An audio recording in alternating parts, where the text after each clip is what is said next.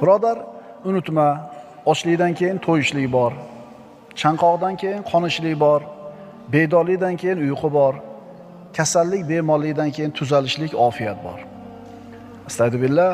Fa'asallohu an ya'tiya bil fathi.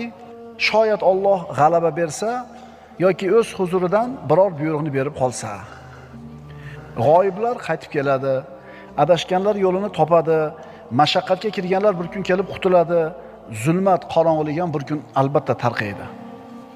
G'amga botib qolgan kishi yaqinda yorug'lik tezligida keladigan farajni kutsin. Birodarlar, tun o'zini eng qorong'u lahzasiga yetdimi?